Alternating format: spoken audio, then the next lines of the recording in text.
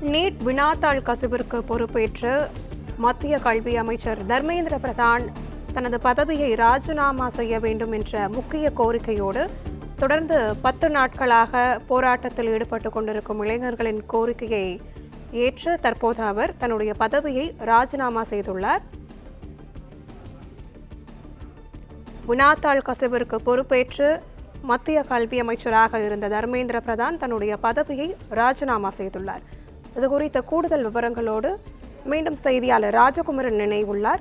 ராஜகுமரன், முழுமையான விவரங்களை பதிவு பண்ணலாம். இந்த நீட் வினாத்தாள் கசிவின் காரணமாக மாணவர்கள் ஒட்டுமொத்தமாக நீட் மறுதேர்வு எழுதக்கூடிய ஒரு சூழல் உருவானது. டெலிகிராம் போன்ற சமூக வலைதளங்களை பயன்படுத்தி நீட் வினாத்தாளை கசிய விட்டிருந்தார்கள். ஏற்கனவே நீட் தேர்வுக்கு எதிராக பல்வேறு கருத்துக்கள் முன்வைக்கப்பட்டு நடைபெறுவதற்காக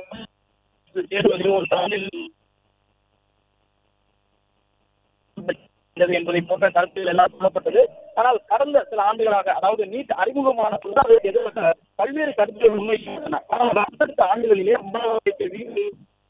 அரசு பள்ளி மாணவர்கள், கிராம பகுதியில் இருந்து வரக்கூடியவர்களுக்கு இடையிலான அந்த ஒரு உயர்வு என்பது ஒரு சமநிலையை ஏற்படுத்தி விட்டதாக பார்க்கப்பட்டது. தமிழ்நாடு அரசு கொடுத்த அந்த சிறப்பு கிட்டத்தட்ட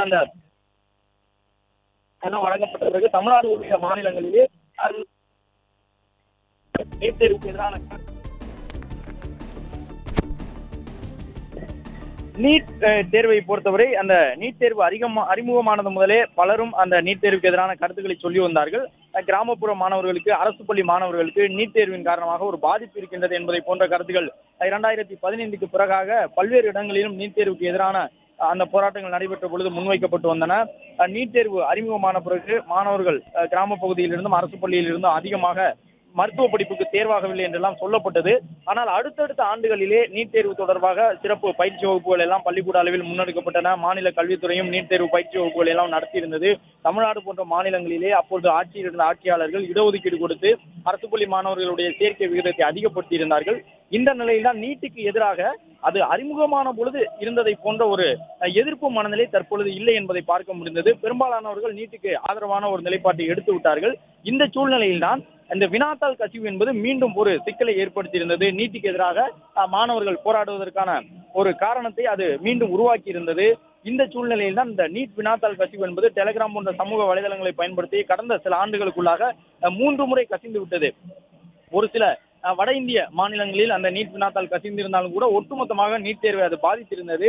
நீட் தேர்வு எழுதக்கூடிய மாணவர்களுக்கு மீண்டும் ஒரு அந்த தேர்வுக்கு தயாராகக்கூடிய நடைமுறையை தொடங்க வேண்டும், மீண்டும் தேர்வு தொடர்பான ஒரு பயத்தில் இருக்க வேண்டும் என்பதை போன்ற ஒரு சூழலை உருவாக்கி இருந்தது.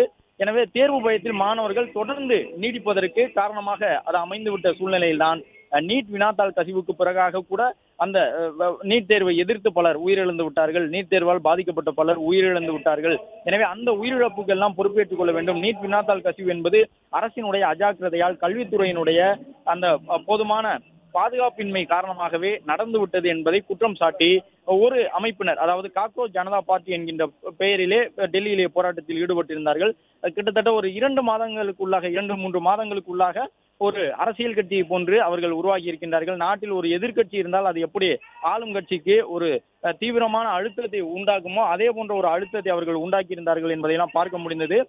ஒரு கட்டமைக்கப்பட்ட எதிர்க்கட்சி ஆளும் கட்சிக்கு எதிராக எப்படி ஒரு உறுதியான போராட்டத்தில் ஈடுபடுமோ அதே போன்ற ஒரு போராட்டத்தை டெல்லியிலே காக்ரோச் ஜனதா பார்ட்டி என்கின்ற விளையாட்டுத்தனமாக ஆரம்பிக்கப்பட்ட ஒரு கட்சி இது. ஒரு தலைமை நீதிபதி அவர்கள் கருத்து சொல்லும் பொழுது வேலையில்லா இளைஞர்களை கரப்பான் பூச்சிகளோடு ஒப்பிட்டு ஒரு கருத்தை சொல்லிவிட்டார். எனவே அதை பகடி செய்யும் வகையிலே அந்த சொற்றொடரை கொண்டு காக்ரோச் ஜனதா பார்ட்டி என்று உருவாக்கி இருந்தார்கள். ஆனால் அது ஒரு வலிமையான எதிர்க்கட்சியை போன்ற ஒரு மிகப்பெரிய போராட்டத்தை நடத்தி இருக்கின்றது. நாடு முழுவதும் உற்று பார்க்கக்கூடிய ஒரு போராட்டம், நாடு தழுவிய ஒரு போராட்டமாக அது பரிணாமம் பெற்றிருந்தது. நாட்டினுடைய பல்வேறு இடங்களிலும் போராட்டம் நடந்திருக்கின்றது. டெல்லியில் தொடங்கிய போராட்டம் கடைக்கோடி மாநிலமாக இருக்கக்கூடிய பல மாநிலங்களுக்கும் கூட முக்கிய நகரங்களில் நடக்கக்கூடிய வகையில் போராட்டம் பரிணாமம் பெற்றிருக்கின்றது. இந்த நிலையில்தான் இந்த போராட்டத்தை முடிவுக்கு கொண்டு வர வேண்டும் என்ற அடிப்படையிலே மத்திய அரசு நேற்றைய தினம் பேச்சுவார்த்தையில் ஈடுபட்டிருந்தது. மத்திய அமைச்சர்கள் ஜே.பி. நட்டா, ஜிதேந்தர் சிங் உள்ளிட்டவர்கள் எல்லாம் பேச்சுவார்த்தையில் ஈடுபட்டார்கள். காக்ரோச் ஜனதா கட்சியை சார்ந்தவர்களிடம் அவர்கள் பேச்சுவார்த்தையில் ஈடுபட்டு அவர்களுடைய கோரிக்கைகளை நிறைவேற்றுவதற்கு இசைவு தெரிவித்திருந்தார்கள். இன்று வரை அந்த காலக்கெடுவை வழங்க வேண்டும் என்று கோரிக்கை விடுத்திருந்தார்கள். அதை ஏற்றுக்கொண்டு அமைதியான முறையில் போராட்டத்தை தொடர்வதாக காக்ரோச் ஜனதா பார்ட்டியினுடைய தலைமையில் இருக்கக்கூடியவர்கள் கூறியிருந்தார்கள். எனவே இப்போது நடைபெறக்கூடிய இந்த போராட்டம் என்பது விரைவில் முடிவுக்கு வருமா அல்லது இன்னும் போராட்டம் தொடருமா என்ற ஒரு குழப்பத்தை ஏற்படுத்தி இருக்கின்றது. காக்ரோச் ஜனதா பார்ட்டியினர் அதிகாரப்பூர்வமாக வந்து இந்த போராட்டத்தை நாங்கள் நிறுத்திக் கொள்கின்றோம் என்று சொன்னால் கூட பல்வேறு இடத்தில் போராட்டத்தில் ஈடுபட்டிருக்கக்கூடியவர்கள் உடனடியாக அதை முடிவுக்கு கொண்டு வருவார்களா என்பது ஒரு முக்கியமான கேள்வியாகத்தான் இருக்கும். ஏனென்றால் இப்பொழுது போராட்டம் நாடு முழுவதும் பரவிய நிலையிலே விதவிதமான கோரிக்கைகளோடு போராட்டம் நடந்து கொண்டிருக்கின்றது. முதலில் கல்வித்துறை அமைச்சர் என்றார்கள், அதன் பிறகு பிரதமர் பொறுப்பேற்க வேண்டும் என்கின்றார்கள், இப்பொழுது நீட் தேர்வை முழுவதுமாக ரத்து செய்ய வேண்டும் என்கின்றார்கள். இன்னும் ஒரு சிலர் இந்த போராட்டத்தில் பங்கெடுத்து பேசியவர்கள் எல்லாம் டெல்லியில் பேசும்பொழுது காஷ்மீர் என்றார்கள், பாலஸ்தீன் என்றார்கள் என்று விதவிதமான கோரிக்கைகளோடு பலரும் வந்து பேசிக் கொண்டிருக்கின்றார்கள். எனவே காக்ரோச் ஜனதா பார்ட்டி என்கின்ற அந்த ஒற்றை கட்சி அவர்கள் ஒரு வேண்டுகோளை முன்வைத்தவுடன் இந்த போராட்டம் உடனடியாக முடிவுக்கு வருமா என்பது ஒரு ஐயத்திற்குரிய கேள்வியாகவே பார்க்கப்படுகின்றது. நாட்டினுடைய பல்வேறு இடங்களிலும் போராடக்கூடியவர்கள் விதவிதமான கோரிக்கையை முன்வைத்திருக்கின்றார்கள். அது மட்டுமல்லாமல் தலைநகரமான சென்னையிலே இந்திய கம்யூனிஸ்ட் கட்சியினுடைய தலைமை அலுவலக வளாகத்தில் போராட்டம் நடந்து கொண்டிருக்கின்றது. என்றாலும் இந்திய கம்யூனிஸ்ட் கட்சி நேரடியாக இந்த போராட்டத்தில் ஈடுபடவில்லை. போராடக்கூடியவர்களுக்கு தங்களுடைய அலுவலக வளாகத்தில் இடம் தந்திருக்கின்றார்கள். பல அமைப்புகளை சார்ந்தவர்கள் அதற்கு உள்ளாக இருந்தாலும் கூட காக்ரோச் ஜனதா பார்ட்டி தமிழ்நாடு கிளை என்ற பெயரில் தான் போராட்டத்தில் ஈடுபட்டிருக்கின்றார்கள். எனவே இவர்கள் காக்ரோச் ஜனதா பார்ட்டி என்பதை சார்ந்த அடிப்படையில் போராட்டத்திற்கு ஏற்பாடு செய்திருந்தாலும் காக்ரோச் ஜனதா பார்ட்டியினுடைய கோரிக்கை மத்திய அளவில் அவர்கள் முன்வைத்திருந்த கோரிக்கை ஏற்கப்பட்டு விட்ட பிறகும் கூட தொடர்ந்து இங்கே சென்னையிலே போராட்டத்தில் ஈடுபட்டிருக்கின்றார்கள். இதே போன்று நாட்டின் பல்வேறு இடங்களிலும் போராட்டத்தில் அவர்கள் ஈடுபட்டு வருகின்றார்கள்.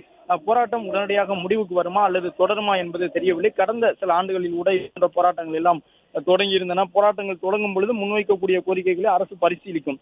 ஆனால் அந்த கோரிக்கை நிறைவேற்றப்பட்ட பிறகு மேலும் பல புதிய கோரிக்கைகளை முன்வைத்து ஒரு சிலர் மட்டும் போராட்டத்தை தொடர முனைப்பு காட்டுவார்கள். அப்பொழுது காவல்துறையினர் தலையிட்டு தான் அந்த போராட்டத்தை முடிவுக்கு கொண்டு வரக்கூடிய ஒரு சூழல் உருவாகும். இந்த போராட்டமும் அதை நோக்கி செல்லுகின்றதோ என்ற ஒரு கேள்வியை தான் தற்போது பலரும் எழுப்பி வருகின்றார்கள். ஏனென்றால் ஏற்கனவே குறிப்பிட்டவாறு பல இடங்களிலும் போராட்டம் இன்னும் முடிவுக்கு வரவில்லை. மத்திய அமைச்சர் தன்னுடைய பதவியை ராஜினாமா செய்வதாக அதிகாரப்பூர்வமாக தகவலை வெளியிட்டு விட்டார். இளைஞர்கள் படிப்பில் கவனம் செலுத்த வேண்டும், மாணவர்கள் எதிர்காலம் தொடர்பாக கவனம் செலுத்த வேண்டும், தேர்வுக்கு தயாராக வேண்டும், அதை நோக்கி செல்லுங்கள் என்று சொல்லி தன்னுடைய பொறுப்பை ஏற்றுக்கொண்டு, அதாவது நீட் தேர்வு வினாத்தாள் கசிந்ததற்கு கல்வித்துறையினுடைய அமைச்சராக தமது பொறுப்பை ஏற்றுக்கொள்வதாக கூறி ராஜினாமா கடிதத்தை அனுப்பியிருக்கின்றார். ஆனாலும் தொடர்ந்து மாணவர்கள் இந்த செய்தியின் மீது உண்மை இருக்குமா என்ற அடிப்படையிலும் தொடர்ந்து போராட்டத்தில் ஈடுபட்டிருக்கின்றார்கள். அவர்களோடு மத்திய அமைப்பாக இருக்கக்கூடிய அந்த காக்ரோச் ஜனதா பார்ட்டியின் தலைவர்கள் என்ன சொல்ல போகின்றார்கள், அந்த இளைஞர்கள் இந்த போராட்டத்தை முடிவுக்கு கொண்டு வர வேண்டும் என்று சொன்னால்தான் போராட்டம் உடனடியாக முடிவுக்கு வரும். எனவே அது தொடர்பாக டெல்லியிலே தற்போது என்ன நகர்வுகள் நடைபெறுகின்றன என்பதையும் பார்த்த பிறகுதான் போராட்டத்தை நாங்கள் முடிவுக்கு கொண்டு வருவோம் என்று சொல்லியிருக்கின்றார்கள். எனவே போராட்டம் தொடர்ந்து நடைபெற்றுக் கொண்டிருக்கின்றது. ஒரு அமைச்சர் தற்போது தன்னுடைய பதவியை ராஜினாமா செய்யக்கூடிய அளவிற்கு வீரியமான ஒரு போராட்டத்தை இந்த காக்ரோச் ஜனதா பார்ட்டி கட்சியினர் நடத்தி இருக்கின்றார்கள். அவர்கள் போராட்டத்தை தொடங்கிய பிறகு பல அமைப்பை சார்ந்தவர்கள், கட்சிகளை சார்ந்தவர்கள், எதிர்க்கட்சி வரிசையில் இருக்கக்கூடியவர்கள், இடதுசாரி சித்தாந்தங்களை பின்பற்றக்கூடியவர்கள் எல்லாம் அந்த போராட்டத்திற்கு ஆதரவு தெரிவித்திருந்தார்கள். சென்னையில் நடைபெறக்கூடிய போராட்டத்தில் எல்லாம் இடதுசாரி சித்தாந்தங்களை கொண்ட பல அமைப்புகளும் இடம்பெற்றிருப்பதை பார்க்க முடிகின்றது. எனவே காக்ரோச் ஜனதா பார்ட்டி உருவாக்கியிருந்த ஒரு போராட்டம் அவர்களுடைய பெயரால் நடைபெறக்கூடிய போராட்டமாக இருந்தாலும் கூட எதிர்க்கட்சி வரிசையில் இருக்கக்கூடியவர்கள், இடதுசாரி சித்தாந்தங்களை பின்பற்றக்கூடிய பல கட்சிகளை சார்ந்தவர்கள், மார்க்சிஸ்ட் லெனினிஸ்ட் உள்ளிட்ட அந்த பிரிவுகளை சார்ந்தவர்கள் எல்லாம் கூட இந்த போராட்டத்திற்கு ஆதரவு தெரிவித்து தங்களுடைய பதிவையும் போராட்டத்தில் செய்திருக்கின்றார்கள். எனவே இளைஞர்கள், மாணவர்கள் என்ன முடிவு எடுக்கப் போகின்றார்கள் என்பது இன்னும் சற்று நேரத்தில் அதிகாரப்பூர்வமாக தெரிய வரும். மத்திய கல்வித்துறை அமைச்சர் தர்மேந்திர பிரதான் தன்னுடைய பதவியை ராஜினாமா செய்திருக்கக்கூடிய சூழ்நிலையில் அடுத்த கட்டமாக கல்வித்துறை பொறுப்பு யாரேனும் ஒரு அமைச்சருக்கு கூடுதல் பொறுப்பாக வழங்கப்படும்.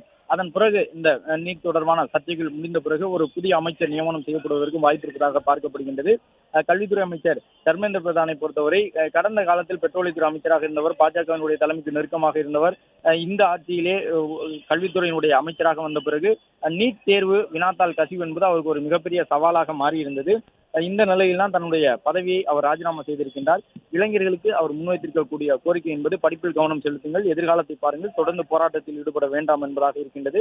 அது மட்டுமல்லாமல் தீய சக்திகளின் கைகளிலே இளைஞர்களாகிய நீங்கள் சிக்கிக் கொண்டு விடக் கூடாது என்கின்ற ஒரு வேண்டுகோளையும் அவர் முன்வைத்திருக்கின்றார். இளைஞர்கள் கேட்ட நிவாரணத்தையும் அவர் வழங்கியிருக்கின்றார். தன்னுடைய பதவியை ராஜினாமா செய்ய வேண்டும் என்று இந்த போராட்டத்தில் ஈடுபட்டிருக்கக்கூடிய மாணவர்களாக தங்களை அடையாளப்படுத்தி போராட்டத்தில் ஈடுபட்டவர்கள் சொன்ன கோரிக்கைகளை அவர் ஏற்றுக்கொண்டு தன்னுடைய பதவியை ராஜினாமா செய்திருக்கின்றார். எனவே இந்த ராஜினாமா முடிவுக்கு பிறகாக போராட்டங்கள் முடிவுக்கு வருமா, நாடு முழுவதும் குறிப்பாக தலைநகரம் சென்னையில் முடிவுக்கு வருமா அல்லது தொடருமா என்பது இன்னும் சற்று நேரத்தில் தெரிய வரும்.